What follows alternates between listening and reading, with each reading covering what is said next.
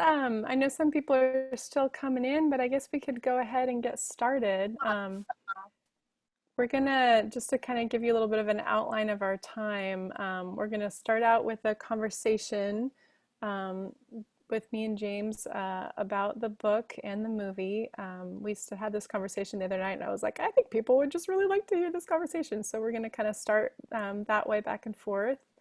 I'm going to share some of the statistics from the book that were just really startling to me, so we can just see those. You know, sometimes just just the numbers are pretty telling, begin to tell the story, and um, and then we're going to go into breakout groups. So we'll have a chance for a discussion just with probably two or three other people in some pretty small groups. And we have some particular quotes from the book, particular citations and questions we're going to offer you. But of course, you're welcome to talk about anything that particularly struck you. And then we'll come back at the end for some questions, and particularly looking towards I know when I got done with all this, I was really looking at, what can I do? What are some next steps that I can take? And so we'll kind of look towards that at the end. So as you have questions that come up, definitely take note of them. If there's something just relevant to what we're talking about right now, you can even pop it in the chat, and maybe you can watch the chat for us as you continue to watch people coming in and let them in. Anne's going to give us a couple other Zoom notes here, I think. Oh, thank you. Hi, everyone. I think That's probably perfect. most of you are familiar with Zoom, but just a couple things to note that this is a meeting, and so it's a little different from like our worship that we have where you don't have the choice to be muted or unmuted. So just when you're not speaking, when we're kind of in the, when Amy and James Alexander are speaking together, that just keep yourself muted. That helps keep there being background noise. And we'll do breakout rooms at some point, so I'll explain that when you get here. And it's really lovely, especially in that discussion time, if you are able to have your camera on. That's a really nice thing, so that we can see each other and have a chance to connect as well. So if you have any questions at all, down at the bottom of your screen, you kind of wave your mouse over it, or if you kind of tap on the screen, you'll see some different options. If you're on your phone, you can chat to me and Clark if you have like a tech question that you don't want to ask everybody, or you can chat to everybody if you have a question at any point that's more part of the discussion. But I'll be here sort of as the background tech support if you need anything or get stuck at any point. So just let me know. All right. And I'll be our Zoom wizard. Thank you, Anne.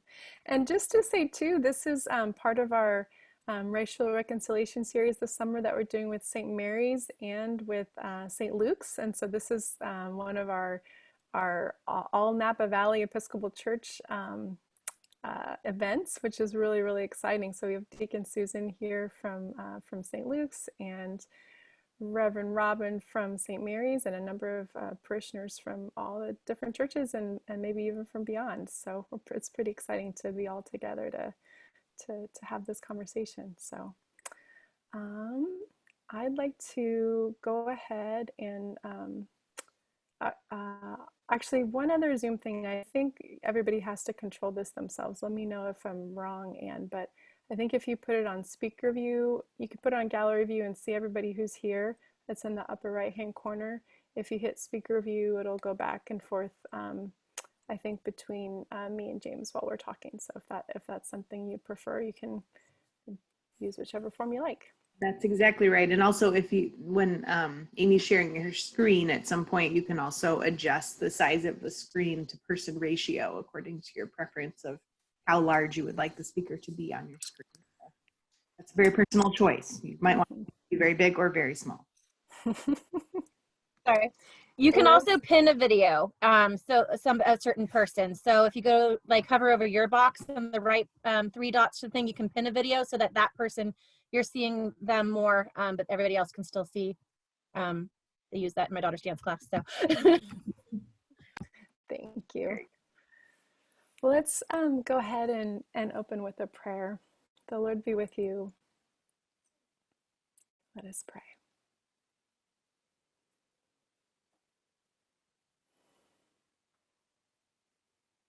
Gracious God, we come to you this afternoon with full hearts. We come with humility to listen and to learn. We come with agitation, with a hunger and thirst for righteousness, with hearts breaking for your beloved children, with many, many questions. But we come also with gratitude. Come with gratitude because we know that you are present with us in all of this and that you never, ever abandon your children. We know that your dream for all of your children is justice and fullness of life.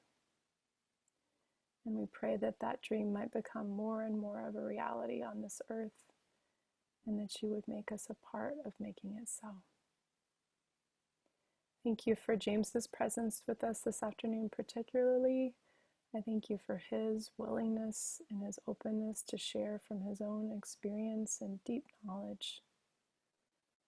And I pray that you continue to bless him in the calling that you placed on his life. And I ask all these things in the strong name of Jesus the Christ, our friend and our brother. Amen. So I want to just take a minute to introduce James to everybody. James is going to be preaching for us next Sunday at Grace Church on our online service, which we're so excited about. And we'll also at 11:30 next Sunday, we'll be talking about his book. There it is. Courage in the Face of Cruelty, which came out just last year, right, James? Yes, yes. Yeah, it's hot off the presses last year, and this is a picture of James and Thich Nhat Hanh when he received the award for being an unsung hero of compassion. And that was for his just tremendous work over the years, both in his time incarcerated in the California prison system for 28 years for an accidental murder. And also since he's been out, he's been really active in drug and alcohol rehab programs for inmates and for other folks. And now you're a social worker with the department, with the Sonoma County Department of Health and Human Services, right? Yes, yes. Yeah. Thank you so much. Yeah, so that's just a brief introduction. There's so much more to say, but I'm so grateful that you agreed to be with us this afternoon. And Well, thank you for next week, inviting me. Thank you Yeah. for inviting me. I must say that the morning started off very well. The drive over from Santa Rosa had everything planned out. And when I got to Kathleen's home, because she was so gracious to allow me to Zoom from her home today, Kathleen Patterson. And when I got here, I set up the computer, my laptop, and as would happen, my Gmail account didn't work. So I had no access. I had no computer. And to put Kathleen out even more, now I'm using her laptop. So she was so kind to make this possible. I am so grateful to her for, inviting me into her home and letting me use her laptop so I could be in the presence of all of you. And I'm so grateful to you, Reverend Amy, for bringing me in on this. I read the book, I saw the movie, and my heart was just, I'm fond of saying that something opens my heart, opens my soul, and touches my heart. Well, this book did all of that from beginning to end. I see faces that are so familiar to me. I don't want to start waving and shouting everyone out, but know that I see your faces and know that I love you. So thank you for being with us today. And if I get to talking too much, lift a hand just so you can say, Alex, slow down, or don't talk so much. I know Sue or Jim or Alexandra or Don, somebody will say that. So. Well, you have a really special connection with St. Helena. I'm not sure everybody is familiar with that. Do you want to just sort of fill in a little bit about the backstory with that? You spoke on your book in November at Grace, I think it was last November, and that was the first time I kind of got to hear that story about the connection. And there's a chapter in your book from hell to St. Helena, right? From hell to St. Helena. So those who are not familiar with my story, well, Reverend Amy laid out uh, pretty good about the book. So I spent 28 years in the California prison system for accidental homicide. Gene Kirkham, who's part of the Kairos family, it's a Christian organization that comes into San Quentin prison. And he actually spoke to me at the time. This was in 1995. And in 1995, I had already been incarcerated for about 13 years. And so when Gene found me there, it was kind of an odd beginning because, here's this, older guy, and I was a younger Black guy. He was an older white guy. And so I had trust issues at the time too, having been in prison for 13 years. But we connected, and we connected through meditation, of all things, meditation. So Gene stayed in contact through Kairos. He would come in, and we would see each other and talk to each other.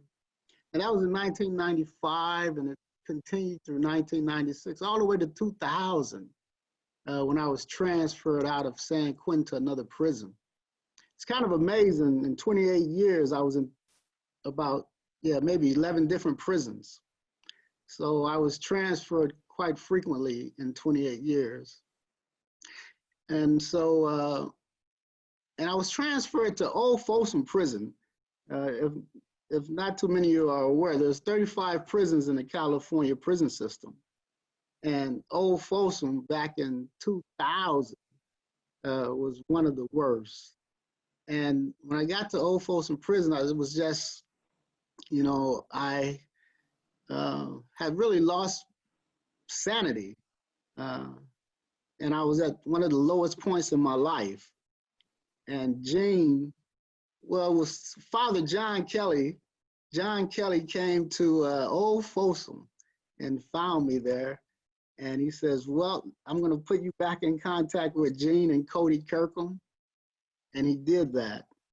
And when Gene and Cody came to see me at Old Folsom Prison, I was pretty much a shell of the person that I had been at San Quentin. But they recognized me. And it was at that time that I think in Gene's mind, he wanted to find a way to get me out of prison.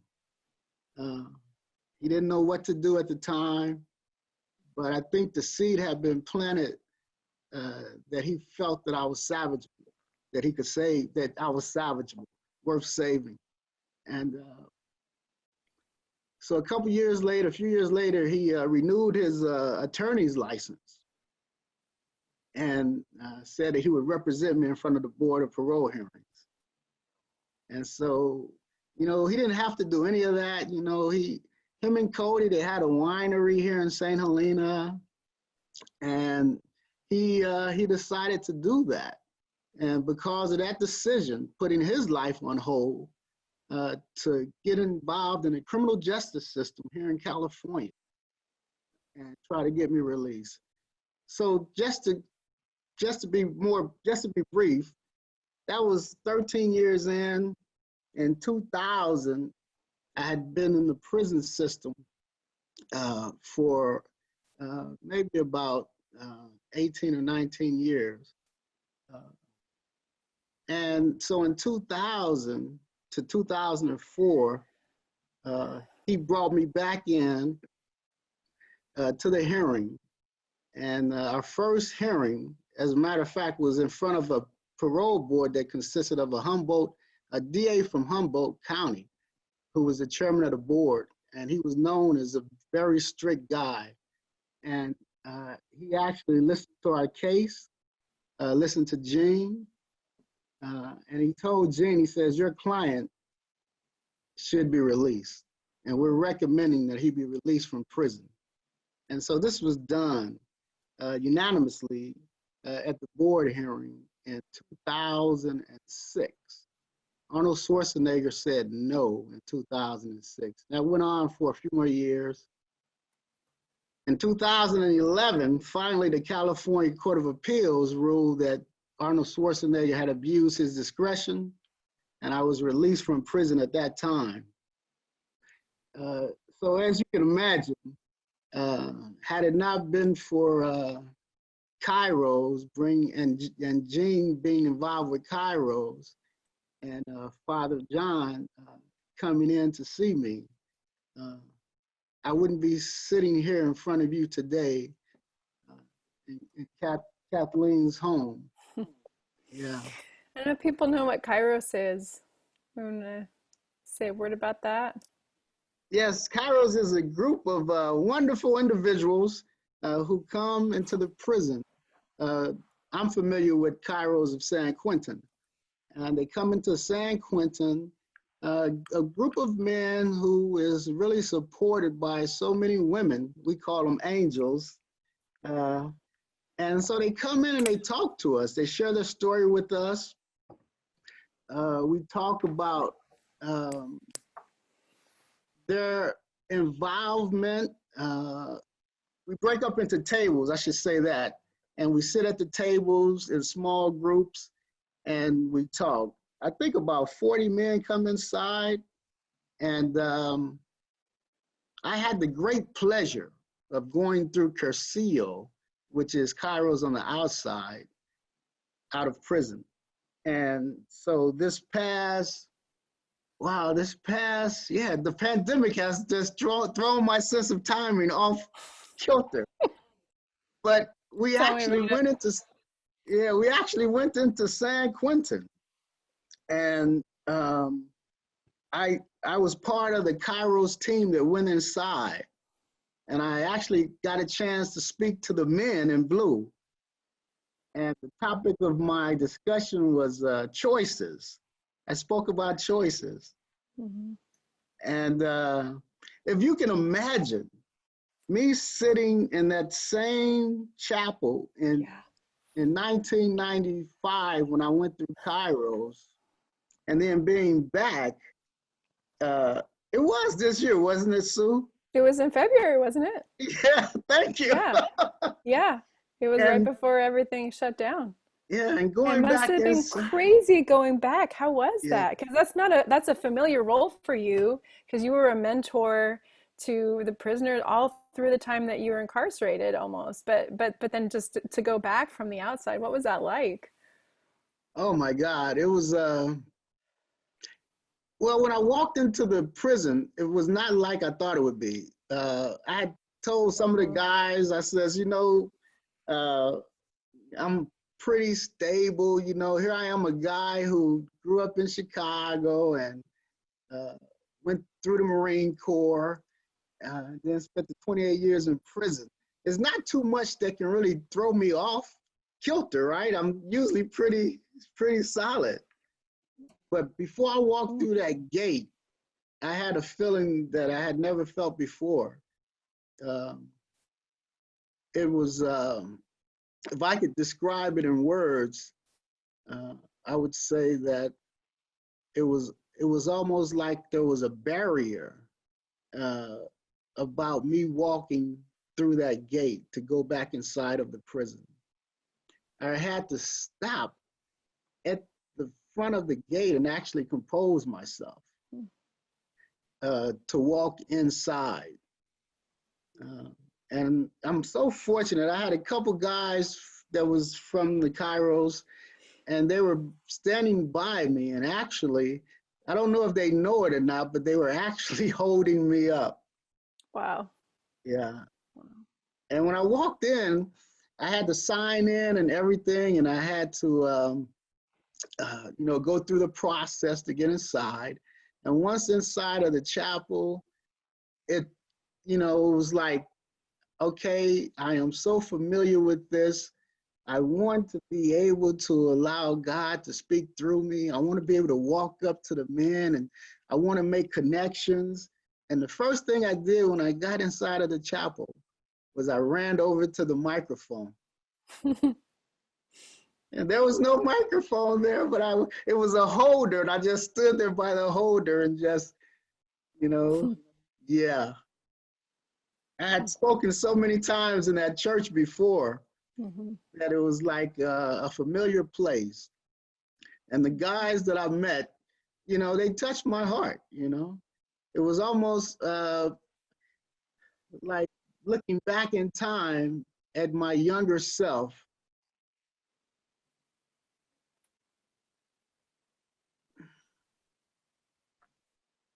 Thank you. Yeah, yeah. I think we would talk about this a little bit later on, but I just want to bookmark it because I don't want to go move on without talking about what's going on at San Quentin now. It's just a, you know, one location where it's happening where coronavirus is really not being handled in a productive way there. But the need is pretty great for prayer and support and everything right now. So I think I'm gonna pop these statistics up, and we're gonna take a look at the numbers because James and I were talking the other night, and it's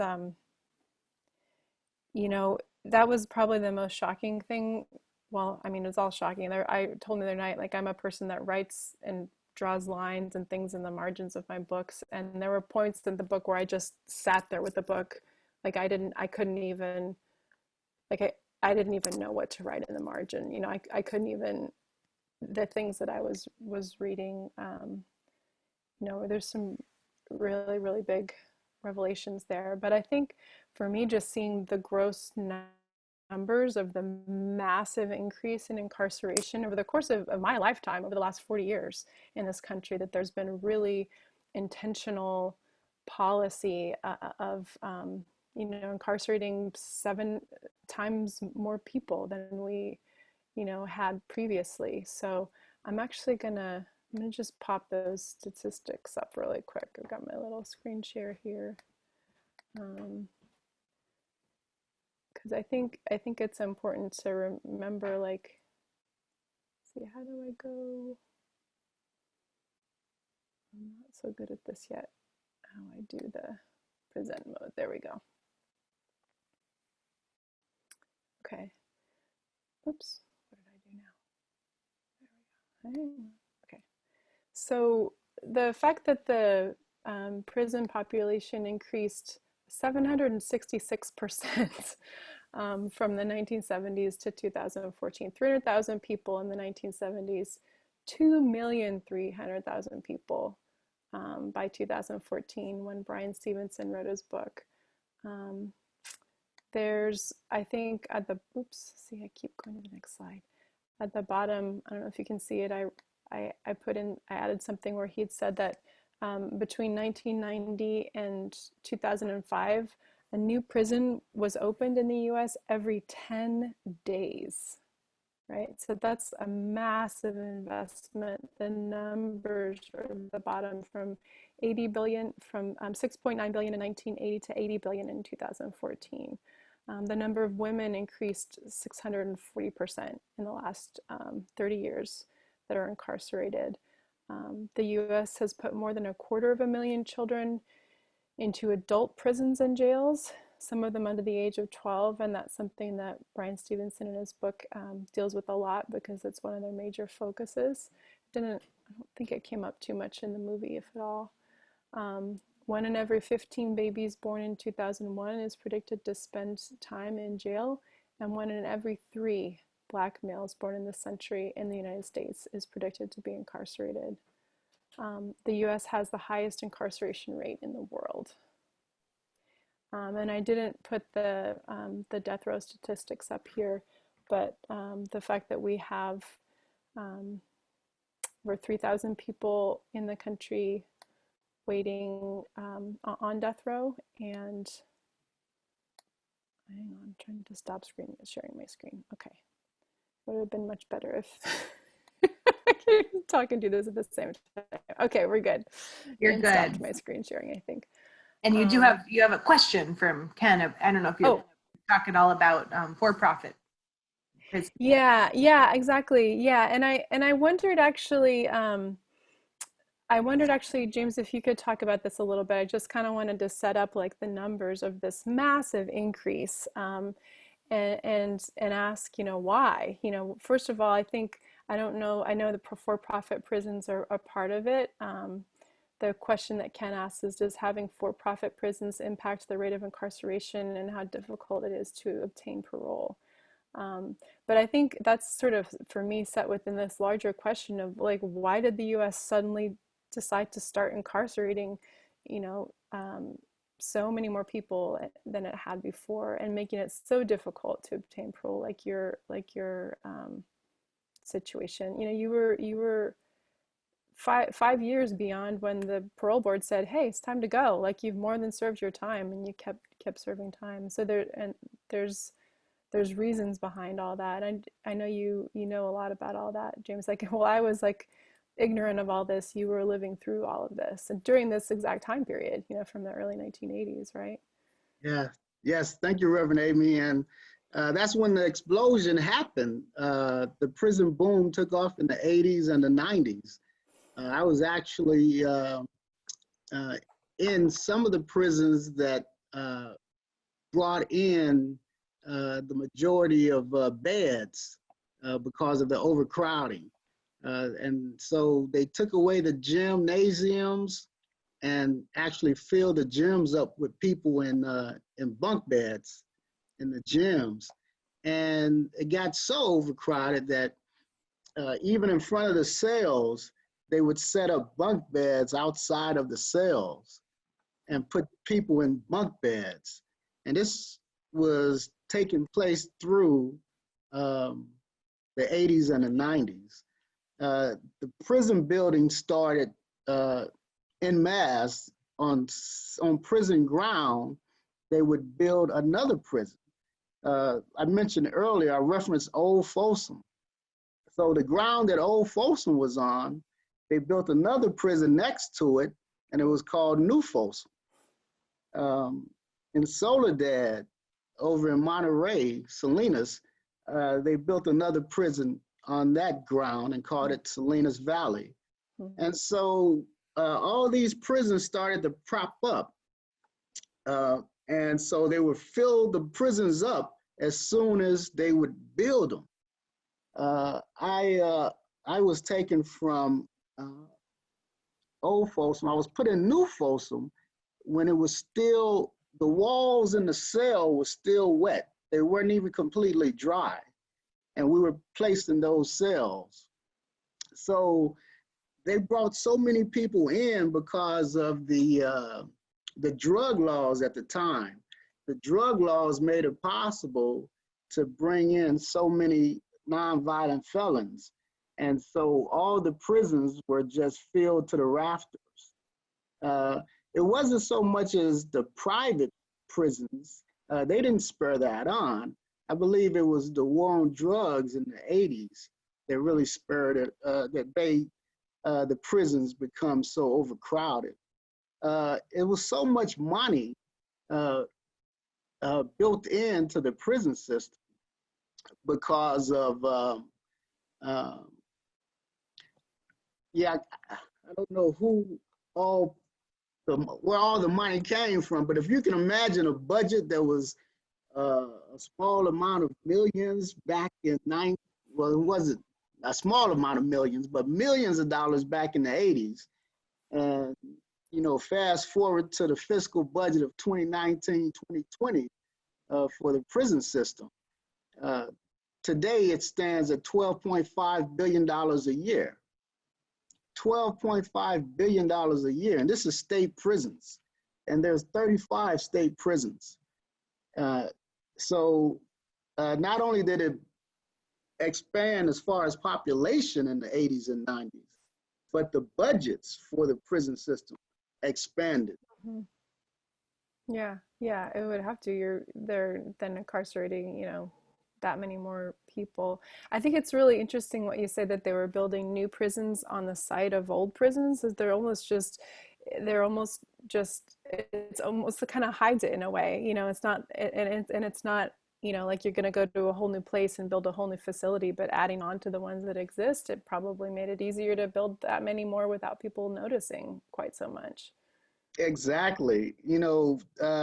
Bryan Stevenson mentioned something in his book about distance. Mm-hmm. Distance. So many people are so distant from what goes on in the prison systems that they don't really have any idea of the big business that is behind it. Mm-hmm. So they were able to build those prisons really without any kind of pushback, because it was already on prison property. They already had the permits and everything. So they built all these, and they were all the same style, the same design, higher security.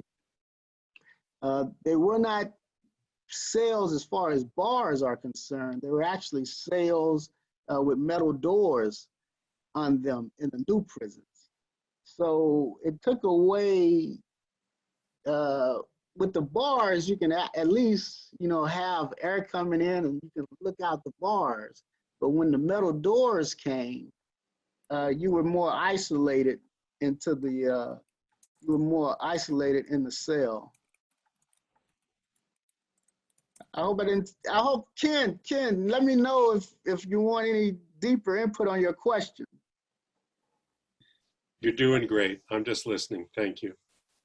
Okay, thank you. I wonder, I wonder if we could break down a little bit, like the whole concept or the terminology of the prison industrial complex. I think that what these questions are getting at is it's really clear who's not benefiting from this, massive increase. It's clear that it's not good public policy. It's not financially responsible for the state, but clearly there's a reason somebody decided to do this, and it looked good, maybe, like that was the kind of rhetoric of the time of tough on crime and the war on drugs and all this kind of stuff. It was massively expensive for the state and still is, but clearly there's some interests that are like actually profiting and benefiting from this. And I think the private prisons would be one, is the vendors.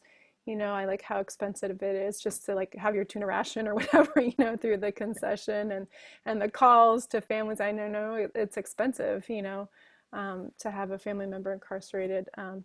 But what do you see as like the interests that have been really behind this, pushing it? Well, the California Correctional Officers Union, Peace Mm-hmm. Officers Union, they generate so much money annually from their dues paying members. So they bring in a lot of money from law enforcement, and they use a great deal of that money in political ways. Mm-hmm. To help finance campaigns and office seekers. Mm-hmm. That are more in line with, keeping people in prison, Mm-hmm. instead of finding ways to rehabilitate them and bring them out. So that's one thing. In prison, we're allowed to go to the what they call the inmate canteen. And so we're able to purchase items from the inmate canteen. So all of these goods that are brought in the 35 different prisons, they have to be approved by CDCR. So any vendor that wants to sell their product in the prison, and literally you have a captive audience. Right. So your product usually will sell even to that small of a population. The average prison is like 4,000 people. There's 120,000, I think, now in the California prison system. So you have the canteen vendors that come in, and then you have the vendors that actually sell what they call packages, monthly packages to inmates, which is big business.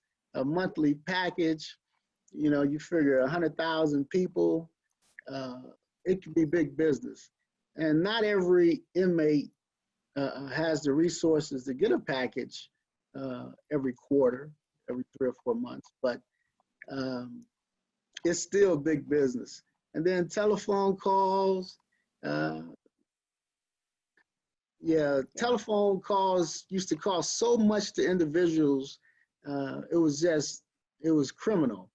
I think they've found ways to reduce the number of fees that it used to be, which is a good change. There's change happening. I don't want to get too caught up on saying this or that about the system. There is positive changes going on. Governor Brown, because of the court, has reduced the prison population. I keep saying 120,000. He brought it down somewhere in 160,000, 170,000. He was able to bring the population down. And basically he did that by making sure that the parole system was not just continually that revolving door of recidivism. Yeah. Yeah, and that's hopeful. I think there's a statistic in Bryan Stevenson's book as well that just like 2014, 2015, the prison population plateaued and then started to go down a little bit nationwide. So that's really hopeful to see that people are starting to get the idea that maybe this isn't a good idea.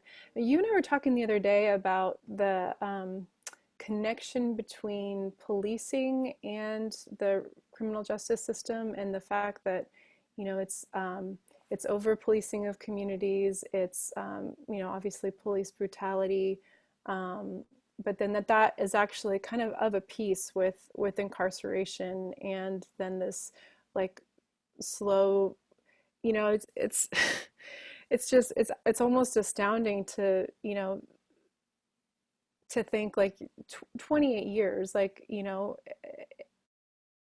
mean, you're seeing, I'm like really struggling for words right now, people that should be productive members of society, have so much to contribute. And obviously you did that in some amazing ways while you were incarcerated, but to see that hopefully there's starting to be some change in that system that just is like so set on keeping people locked up, but it's so connected with the policing issue too. I wonder if you can talk about that. Right. Thank you, Reverend Amy, because we had this conversation, and it's something I've been talking about for a while. Is the police is just one part of the criminal justice system, just one part. You have the courts, you have the district attorneys, you have the now my mind is running blank, but there's all these layers that goes from the police through the court system, through the prison system, through the parole system. And once you're caught up in that criminal justice system, it's difficult, sometimes impossible, to find your way out of it. And so the focus on police, that's just really one small part. Yeah, the courts, the judicial system as a whole, because something that I didn't know before I went through my case and the court case with Gene, I didn't know that in the state of California, you had the superior courts and the appellate courts and the state Supreme Court. And at the federal level, you have the district courts, the circuit court, and the U.S. Supreme Court. You have all these courts that's set up, and who has the ability to navigate through the courts? I mean, I could not have afforded to pay an attorney to do the job that Gene did for me. When my crime was committed back in 1983, I was given a court-appointed attorney. And even though I had officers and people from the Marine Corps coming in speaking on my behalf, the evidence was clear that it was an accidental shooting. Everything was clear, but I didn't have anyone anyone that I could afford at the time to come in and put forth the strong case. Mm-hmm. And I was told even back then that, you would do about maybe 10 years in prison. Mm-hmm. And so I was told that it would be 10 years. And, the reality is that once you're in the criminal justice system, nobody knows how long you'll be there. Mm-hmm. Mm-hmm. I think what I'm trying to get at is a huge part of the problem, and this is, I think, Stevenson's organization is called the Equal Justice Initiative for a reason. Our criminal justice system is so incredibly racially biased that people are not going to get equal treatment in the system, based on their background and the color of their skin. And that's true from policing, like all the way through. And so I wonder if some of this scrutiny that's being brought to police departments, rightfully so now, and the anti-bias training and, looking at numbers of people that are being picked up and for what, and what communities are being policed and how, like if some of that could translate to the criminal justice system, to judges, who are imposing sentences, to, a huge thing that Bryan Stevenson brings up is the juries and the fact that the juries aren't representative. And then like you're saying, the representation, like who trains these people, the the court appointed attorneys, like, I don't know, like it's just so broken. It's hard to know even where to begin. Wow. When you mentioned the jury, I went through 2 jury trials. The first jury trial, there were 9 men and 3 women on the jury trial. And they heard the evidence, and the 3 women on my jury, they said, no, we're not going to convict this person of first-degree murder. And the judge sent them back into the deliberating room, and they got so much pressure from the men on the jury, and telling them that this is your sworn duty, this guy, I can imagine what they were saying to those women. And they kept them in there for days. They brought them back out. Wow. Maybe 5 days later. Wow. And one of the ladies just said that she couldn't take it anymore. It was just too much. And the other 2 ladies says, there's no way we're gonna vote to convict him. Mm-hmm. So finally, after all that pressure, finally the judge says, okay, we're gonna declare a hung jury. Mm. But had it not been for those 3 women on my jury that, found it in their heart to say that, we are not going to do this, Mm-hmm. then I would have been convicted of first-degree murder. Mm-hmm. And who knows how long I would have been on death row. Mm-hmm. Oh my God. We got a couple of questions I wanna share with you, James, coming in. People have some questions, wanna get you those, and then before we go to the breakout groups. One about voting rights. The question is, are voting rights suspended while you're incarcerated? And have you encountered any problems voting after parole? I did not.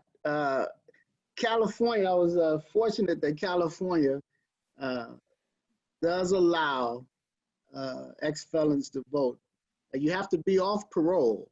Mm-hmm. And so even though I was released in 2011, I was placed on parole for those 5 years to 2016. Okay. And in 2016 was the first year that I was eligible to vote. And I did. I cast my vote. Oh, good. That's good. Even though, that was a good year to vote. yeah, even though it didn't turn out the way I hoped, I cast my vote. That's important. Yeah, the first Exactly. vote that I cast since I think it was 1982.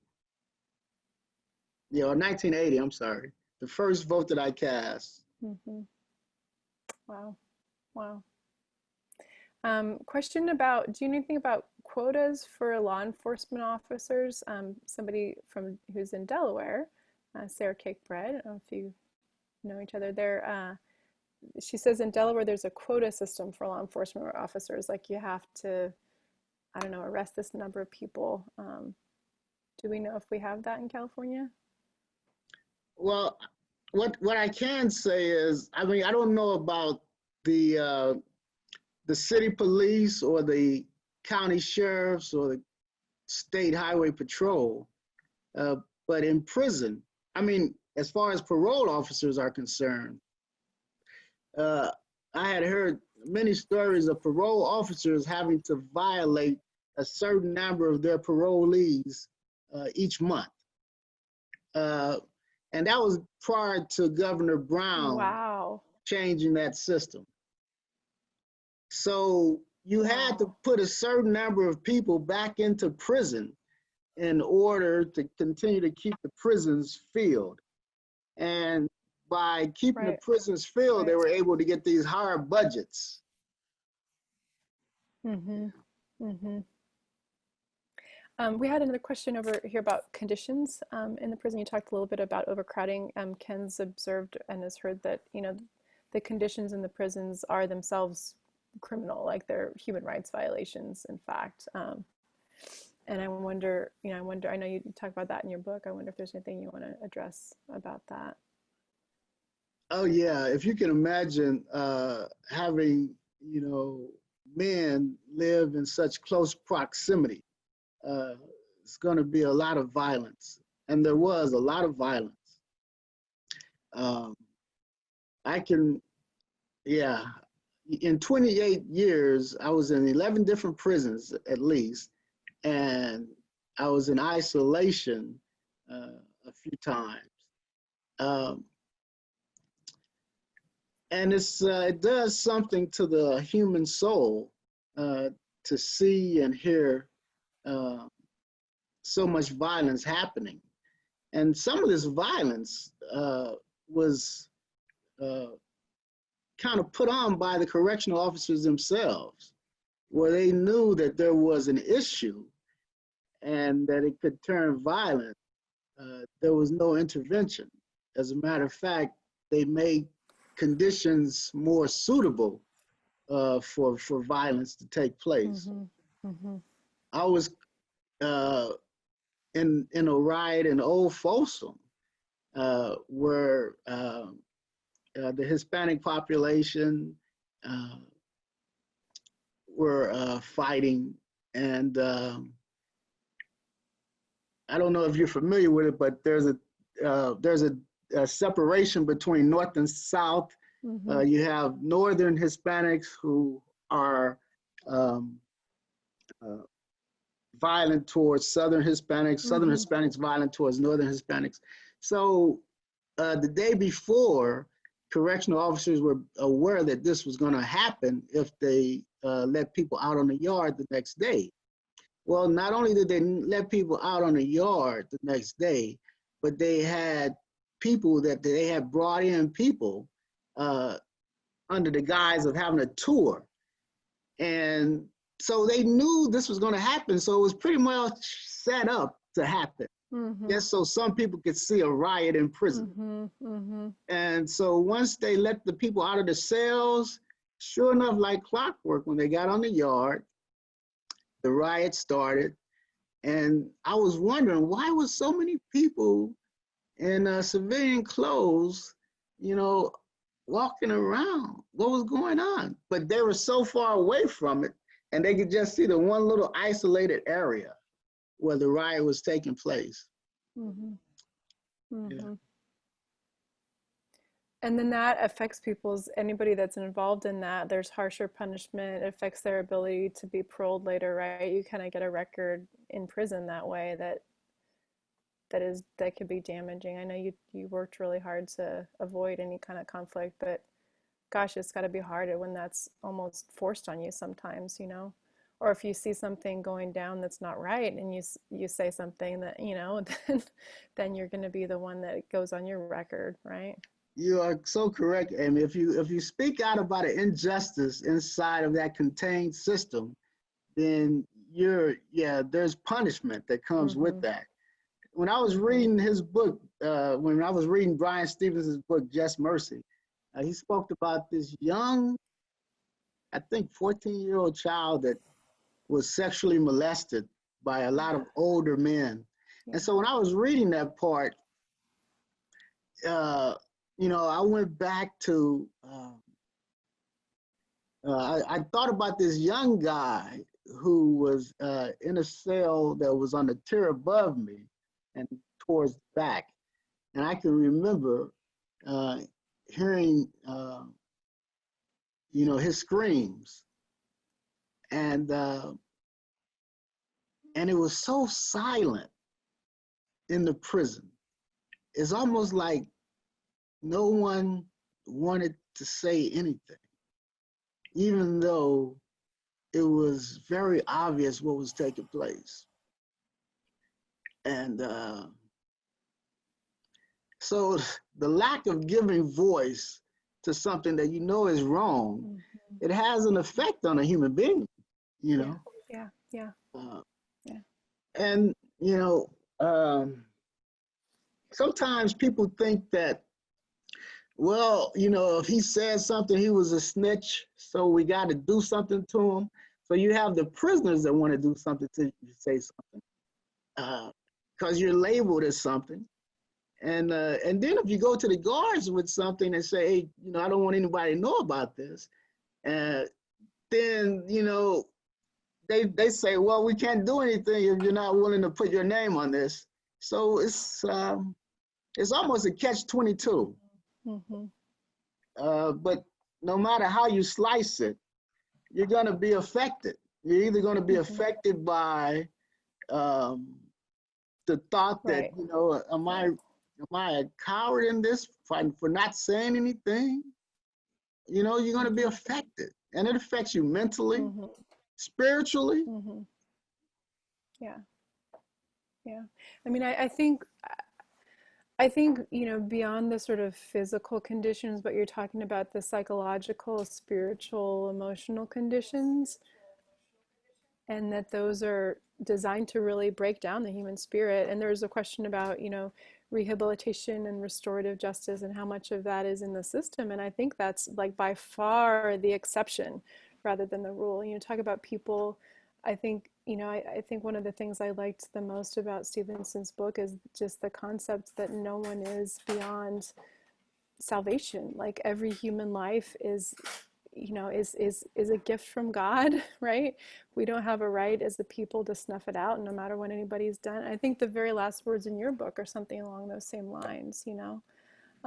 And yet we have this system that is designed to not to help people get back on their feet and get a second chance. Like people that get to do that are like the exception. I mean, fighting against tremendous odds that are trying to actually destroy people. And that's where the thing about putting children in prison, you know, who are 13, 14 years old, who then, you know, grow up just in this, you know, they're already traumatized to start with. They're coming from difficult places and they're put in this system and are traumatized even more. But I would love to hear a little bit about your work in the prison and the work that you're able to do with groups and with counseling and all that. I think you both participated in and benefited from some of those things that were like the exception to the rule, like Kairos, but then you also created that opportunity for a lot of other people. Thank you. I was most fortunate. I was most blessed to be able to go through Kairos in 1995 and Alternatives to Violence project. Alternatives to Violence is a group that facilitates workshops in the prison and talk about other ways of dealing with issues instead of using violence. Mm-hmm. And it's very helpful. And so I became a facilitator in that, and I was able to work with groups of inmates in that regard. And I found that it was easy for me to connect with the inmates. And so I wanted to do more. So we set up what was, at the time, we called it a self-help program. And it was tutoring inmates to become GED qualified so they could take their GEDs. Mm-hmm. So, yeah, and so there was other programs too, math programs that we were doing. I mean, you had a stock market program at one point, right? Yeah, that was one of them. They really enjoyed that. We were able to get a newspaper. Cody Kirkham, she made it possible for us to get a newspaper sent to the prison, and we were able to look at the business section. But yeah, that was another group that was pretty cool. We did a lot of programs, and I think we were having a lot of success. I was an inmate X-ray technician, so I actually was able to work in the prison hospital and take X-rays of human beings, and I was able to take X-rays of people on death row. Mm-hmm. So I had a lot of freedom even within the prison. And with the programs that I was involved with and my work at the hospital, I didn't know at the time, I did not know, but it actually made me a target because so many people were speaking pretty highly about me. So one of the lieutenants in the prison thought that I had too much attention. So he made it his personal mission to get me out of San Quentin. And he actually did. I didn't think he would be able to do it because I was always telling people, well, I'm not doing anything wrong, so nothing can happen. Mm-hmm. And you wouldn't think that I would be that naive after being in prison for that long a time. But so anyway, he shipped me out of San Quentin prison to Old Folsom. Mm-hmm. He made that happen.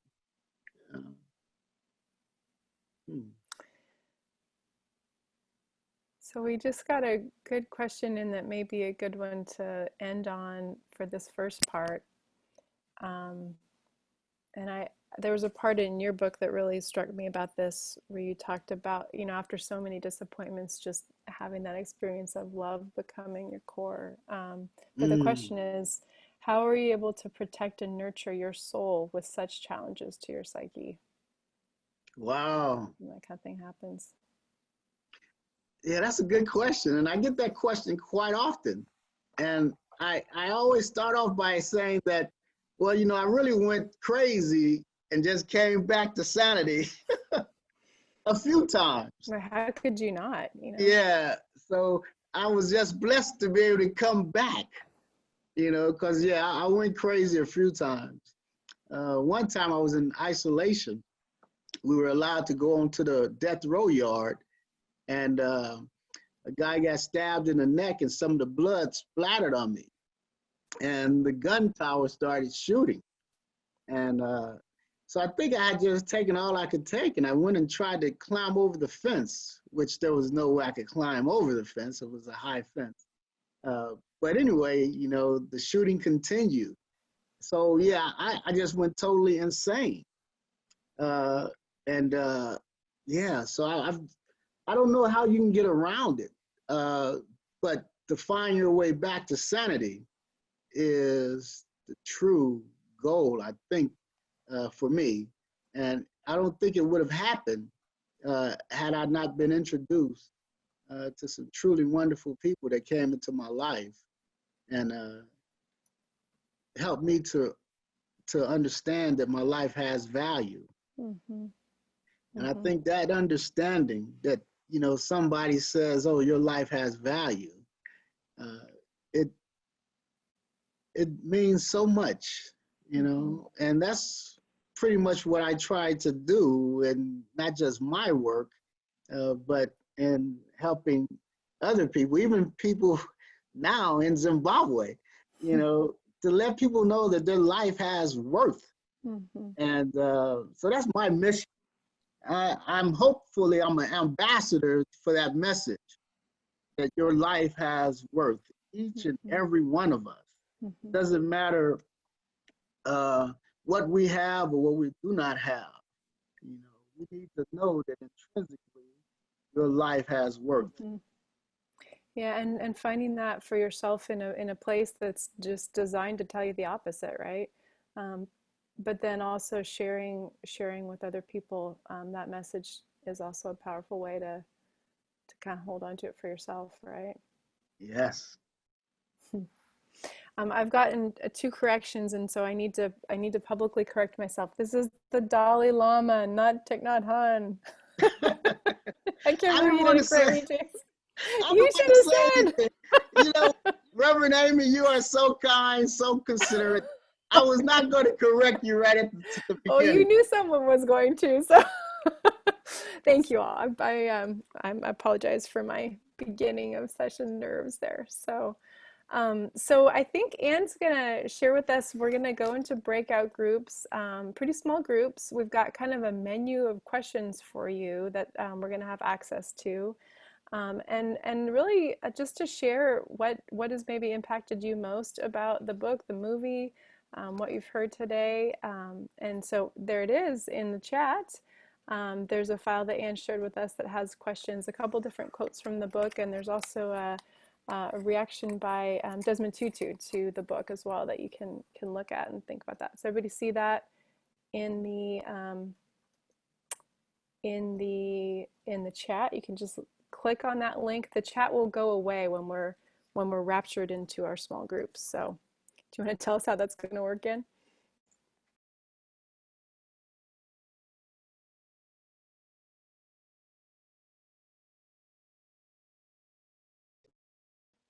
Hi guys. How are your breakout sessions? It's fun to get a chance to talk to each other, right? Oh, Fantastic. Ours was fantastic. right? Yeah. Just really grateful for these conversations and for everybody being here. What do you think we could be so old and still learn so much? I know, right? We're just learning every day. We're just learning all the time. Who you calling old? Thank you. I was going to say that, but I'm glad you did. The shoe fits. Yeah, I resemble that comment. Amy, can I? I just had a birthday. Happy birthday. John, you started to say something? Yeah, I was going to ask if I could share a quick little thing Please. about James, and Yeah, I don't yeah. think I'm going to embarrass him too badly. So I was privileged to work this last Kairos weekend as a team member with James, and got to witness him walking into San Quentin for the first time as a free man. And it was definitely, he definitely had a visceral reaction as he was walking in there knowing that he was going to be able to walk out a few hours later. And even more amazing was as he interacted with the men in blue and they came to know his story, how much he was able to connect with each one of those men. And probably the most significant thing that I witnessed was these men found hope in James because they knew his story and they saw how his life, that there was life after incarceration. It could be a good life. And he gave them so much hope that just to witness that was worth every minute that we put into it. So James, you're an amazing man. Thank you so much for your words, Don. I really appreciate you, man. Thank you so much. Yeah, you know, the human heart is so valuable and to be touched in so many ways. I am just so blessed, so grateful.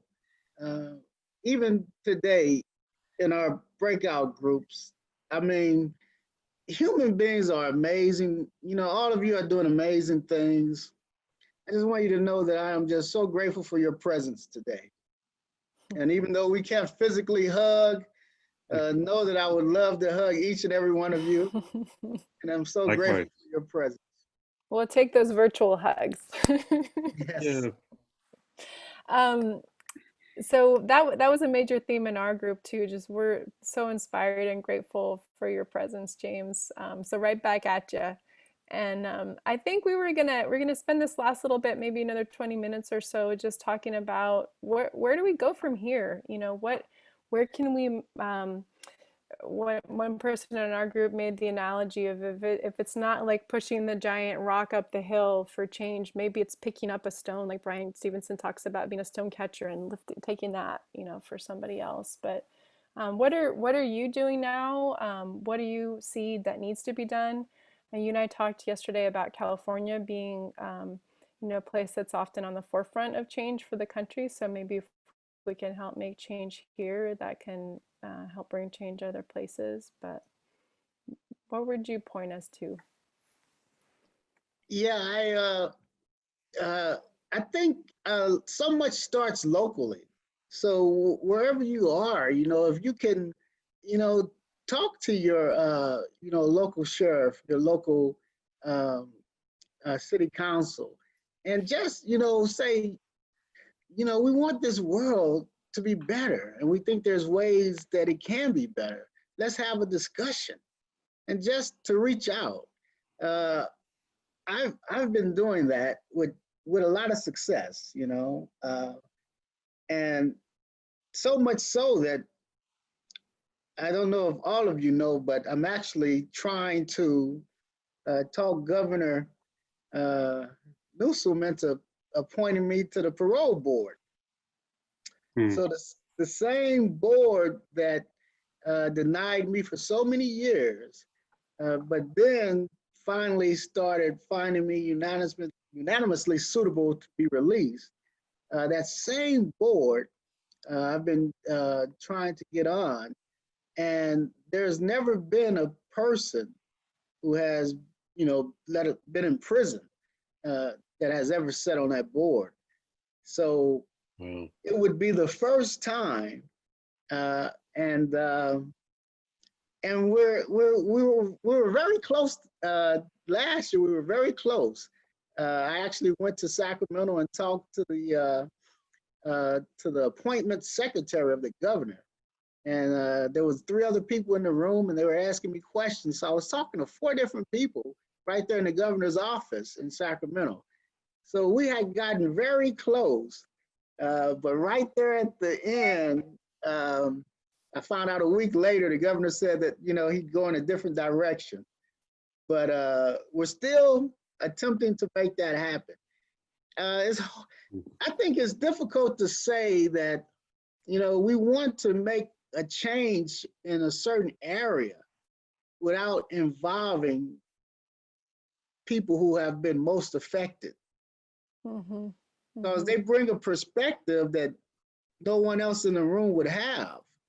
And so on that parole board, you have law enforcement, law enforcement, law enforcement. So I would bring a perspective, I think, that would be valuable. I But agree. Completely so valuable. I guess so. If any of you know the governor, give him a call.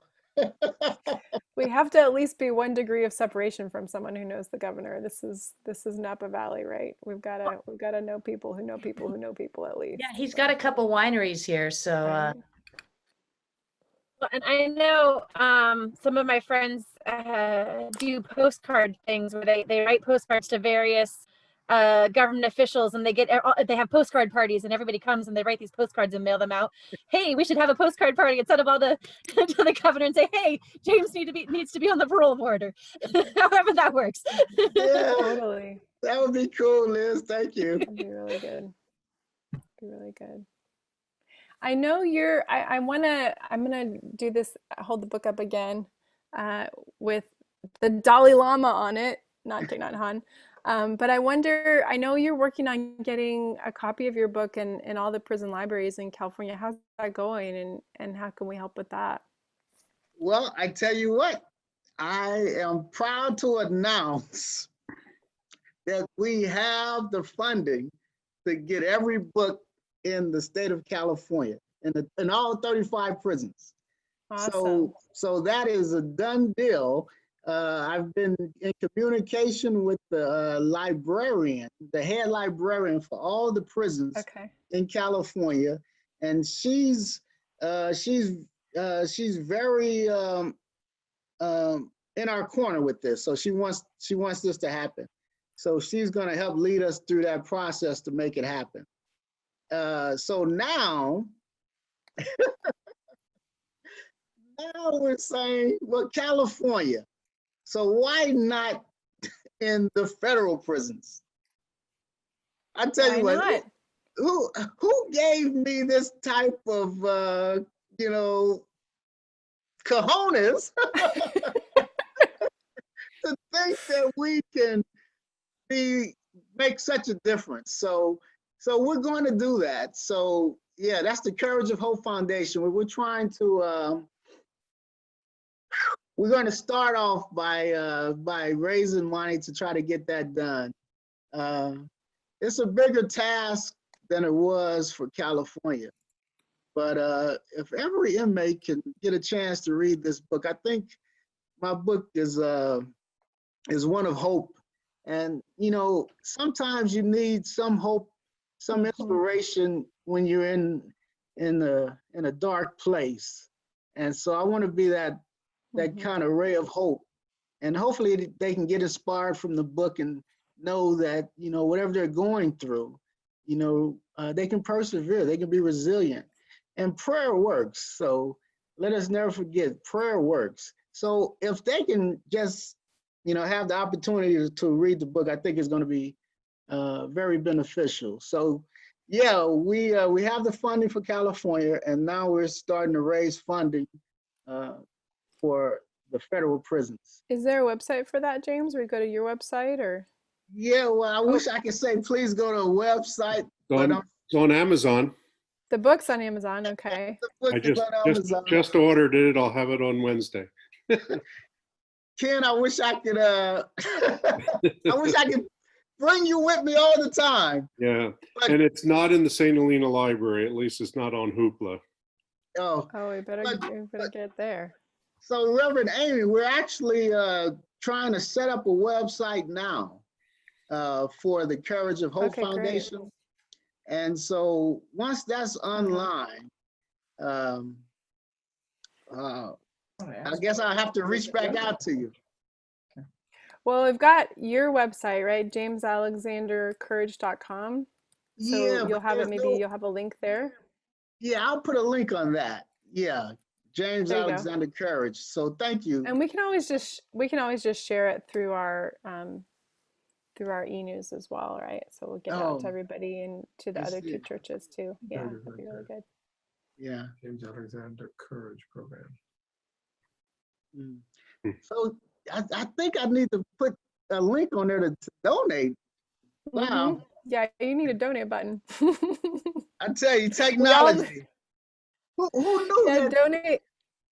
Donate buttons are the thing now, because you can't just pass the hat anymore, So we've all got to get our donate buttons up. Yeah. Can I just say real quick that there is no way in my wildest dream I could have sat in that prison and think that all this was possible. There was no way. I didn't know that I would meet so many wonderful people. So many people would inspire me, would bless me with so much.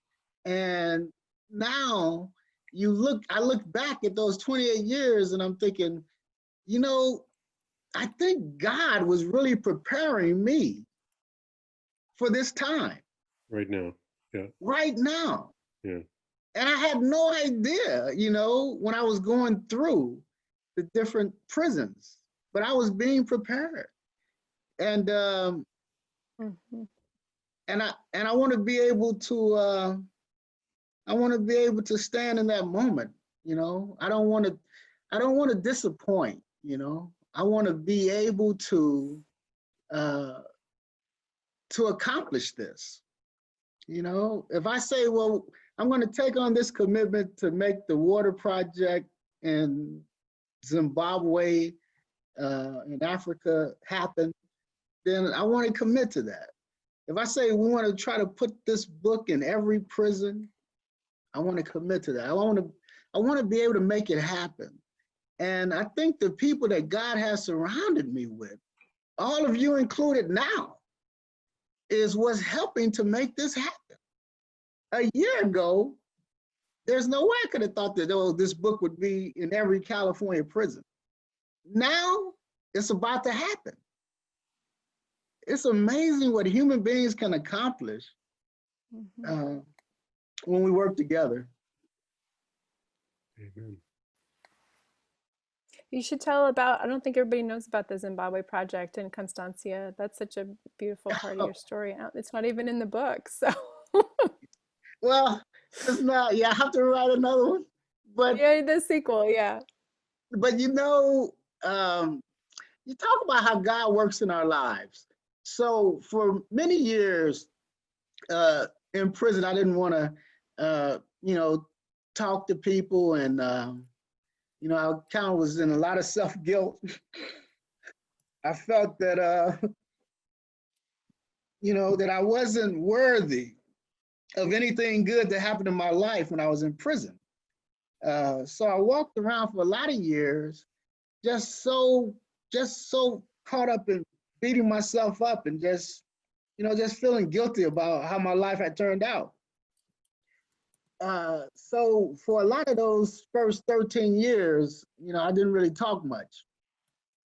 But fortunately, I was blessed that in 1995, going through Kairos, I keep talking about that. But I had the ability to talk to people. I reached out. But anyway, in prison, I had a friend named George, who was actually, he went through Kairos the same time I went through Kairos in 1995. He got married to a lady while he was in prison. Wow. Yeah, and he says, he called me Alex back then, but he says, Alex, I have a friend. I mean, my wife has a friend. Would you like to meet her? You could probably get married too, right? And I says, no, I don't think so. I think I have too much to do. I don't want to do that. So for all those years in prison, I never, got married or anything. So when I got out of prison, 2 years from 3 days from now, so I can't do the math that quick, but it'll be my second anniversary. So, oh, congratulations. In July 21st of 2018, I married Constancia, and she's a lady from Zimbabwe, Africa. And I got to visit her village last year, and I got to meet a lot of her family members in the village. She was most fortunate to be able to get to America from that village. And I think, if I remember correct, I think she's the only one that got from that village to America. Wow. But I mean, just the most wonderful people, so many people. I didn't think villages could be that big. I'm like, it was over 700 people. And I'm like, so, and I'm looking around, and so they have to carry water. And, I'm like, how far is that? And it's always right down. And no, it's not right down. It's a little bit of ways. And so I told her, I said, we have to fix this. And we have to get involved and fix this. And she says, what are you talking about? I says, well, there should be a water area closer. And I said, we can do something about this. And so, yeah, so this year we came back, and so I started talking and telling people about, I'm going to help the people in Zimbabwe in the village, get water. And they're like, oh, James, you're doing enough already. You work with the homeless people in Sonoma County, you don't need to keep on trying to do more and more. You're doing enough already. And I said, no, we're going to do it. So, so I was fortunate enough to get a chance to talk to the St. Helena Rotary. And so St. Helena Rotary is going to partner with us to try to get a water and sanitation project underway in Zimbabwe. We've located 2 Rotary clubs in Harare, Zimbabwe, which is the capital. And those 2 Rotary clubs, they want to partner with us to oversee the project and make sure it happens. And so, That's so cool. oh yeah, so we thank God for putting people in our lives so we can be a blessing to others. Yeah. I hope I didn't get emotional right there, but sometimes I start talking about things, and I think it's the Marine in me, right? I think as a former Marine, when I see something, I think I can do something about it. And I don't know, I just don't take no for an answer, you know? I think when I was being prepared in those 28 years, I kind of got the understanding that, you know, we can get through this life with each other. We can persevere, we can be resilient. But when we see a need, we as individuals need to bring other folks together to correct that need, to fix it. Kairos does it all the time. You know, there's a need for people to come inside, and they go inside and get it done. So anyway, that's my, I hope I haven't took too much time to talk about this stuff.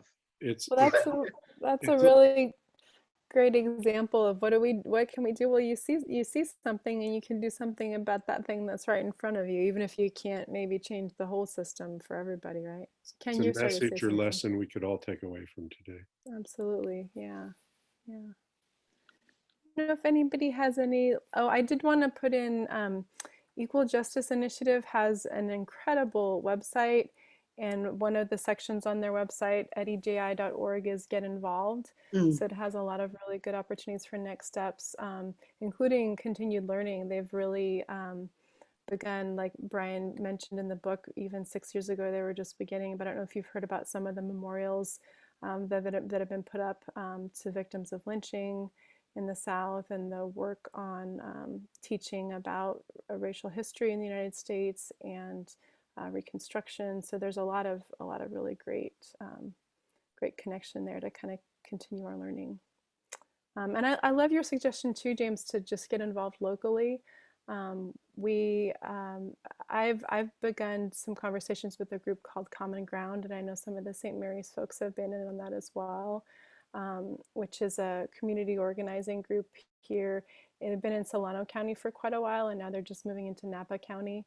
And one of the issues that they're looking at, they bring together people from all different faith-based and other organizations, unions, schools, anything that's kind of in the civil society sector, to look at the issues that impact our local community. And one of the things is starting to have conversations with the police, with the sheriffs, like you say. We have a local county jail right here, and the county jails are a whole other part of this whole picture and system that's just right here in our own backyard. So Chris is your county sheriff here. I mean, he's your town police chief. I'm sorry. Yeah, Chris Hartley. St. Yeah. Helena. Officer Hartley. Yeah. Mm-hmm. I went over to his office. I left a book for him, and he wasn't there. But we had talked about me doing that because he told me that he used to be a Marine on the same base that I was on before. Oh my gosh.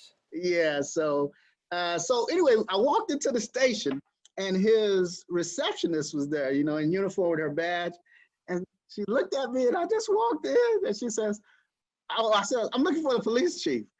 And I guess she's never been, because I didn't tell her who I was or anything. And she says, oh, he's not here right now. I says, well, I have something for him. And she says, oh, well, I think you can leave it with me. And I showed her the book. I wish I could remember the end of that story, but I can't, sorry. That's okay. I was waiting for the punchline, James. No, I can't think of what it was. Maybe Yeah. you'll remember next week. You can tell us the rest next week. So that's good. So show up next week. Yeah, that's good. That was the segue. You saw it. You saw it. So 11:30 next Sunday. It'll be anybody that needs the Zoom link to that. Let me know, or we put it in our e-news. We don't put our Zoom links except for Sunday worship on the website, just because we don't want to get Zoom bombed. But I'd be super happy to share it with any of you guys. And then our Sunday worship next Sunday at 9 o'clock. James will be preaching, so really looking forward to that. Any last thoughts or questions? James, thank you for joining us. I mean, just on behalf of me, I couldn't be more pleased to make your acquaintance today and listen to you. And I really enjoyed the breakout session. I think they were good, thoughtful, insightful questions and very, very powerful responses, I think, from all of my threesome. So thank you. Thank you. Thank you all so much. I tell you, it means so much to me to be able to inform in a way, hopefully inform in a way that is my own perspective about the criminal justice system and also about my journey. So thank you for all being present, and go well, and Thank you, God bless. James. Yeah. I